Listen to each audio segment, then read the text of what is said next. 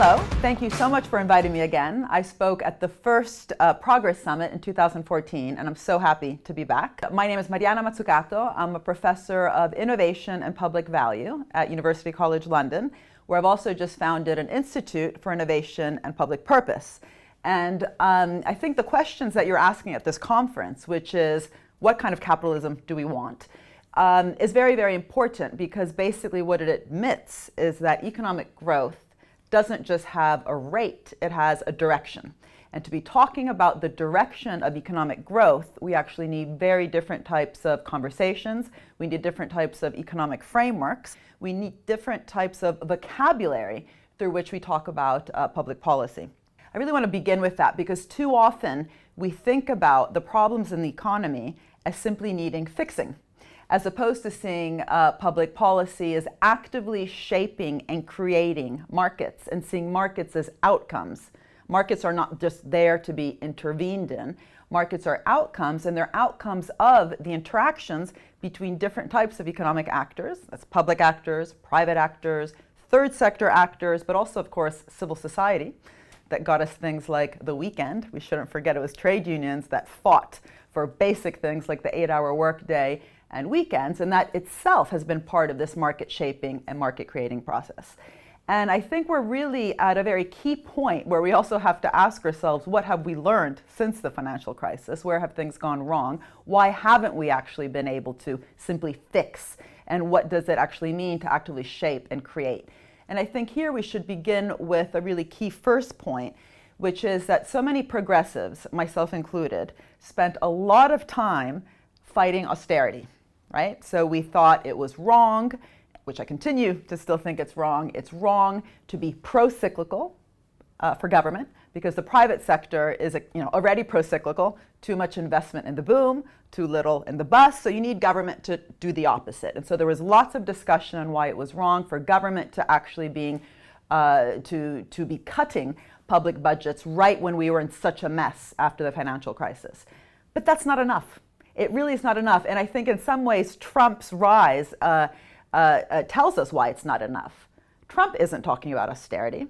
He's talking about infrastructure. He's talking about walls. He's talking about making America great again by actually trying to keep more private investment inside the US, to actually get government to get back on its feet and build the bridges and the roads.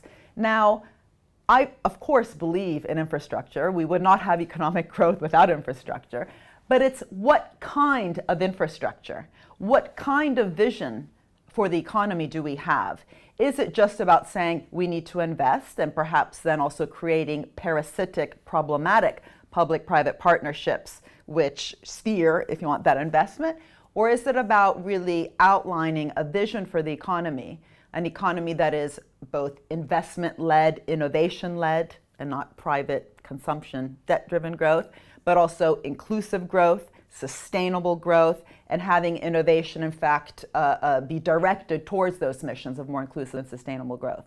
And I think the answer is yes, that's what we need to be talking about, which immediately tells us that this is not about digging ditches and filling them up again, simply getting these, if you want, short-run stimuli to the economy, but really, again, thinking about what kind of innovation, what kind of infrastructure, but also what kind of actors. What kind of actors do we need in the public sector? Is it just about de-risking the private sector? What kind of actors do we need in the private sector? Which, by the way, is a huge problem we have today, because increasingly we have private companies using their profits, which are at record levels. There's no profit problem. We are at record profit-wage relationship. Using profits to simply buy back shares to boost stock options, and executive pay.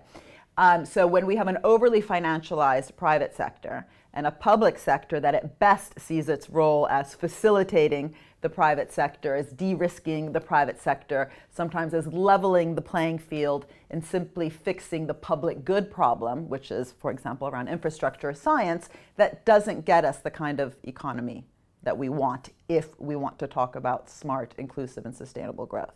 And so I think the challenge of people at your conference and really the whole progressive agenda is to change the discussion away from simply facilitating business, away from just talking about redistribution, but really talking about a new wealth creating agenda, understanding the role of public policy as an active motor in the economy, which co-shapes and co-creates value, doesn't just redistribute it. That's why, by the way, I've just handed in a manuscript on value as my next book. It's called The Value of Everything, because I believe that the way for progressives to, if you want, reclaim an interesting territory and really also bring, the population with us in that discussion is to make things more exciting, to really be asking, what do we mean by value? What do we mean by social value? What do we mean by public value? But also, how can we think of the need for, again, a progressive agenda to be about the creation of an economy, the creation of that value, and not just talking about the need, for example, to tax the wealth in order to create a more progressive economy. Anyway, so I believe that there's 4 big questions that we should be asking, and these are the 4 questions I want to finish my brief presentation to you with, which is, and I've labeled these as ROAR, R-O-A-R. This shouldn't become a surprise to those who read my entrepreneurial state, where I put a lion on the cover. I believe the state must, in fact, roar through its distributed network of different public organizations. But what do I mean by that? The first letter, R, roots and directionalities. What does it mean to actually be thinking about the direction of the economy, to be thinking around missions, to actually have a dream for a better kind of society? What does that mean for the strategic choices that need to be made, the deliberation in that process? Again, beyond leveling the playing field, but actually tilting it in a particular direction. Who should be part of that conversation? Is this just top-down planning, or is it having a concrete mission around areas that might be green or around social care, but also then facilitating bottom-up explorative interactions which get us a more creative output? Second, O, how do we actually build the kind of dynamic public institutions that can become learning organizations, that can actually explore and welcome the kind of uncertainty which is always going to be involved in an innovation-driven agenda?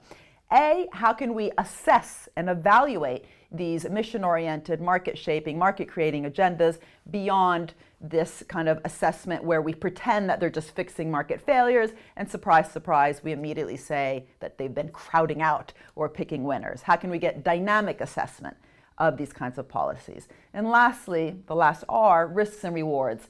How can we actually get a system by which we are sharing not only the risks, but also the rewards, so that smart innovation-led growth can also be more inclusive?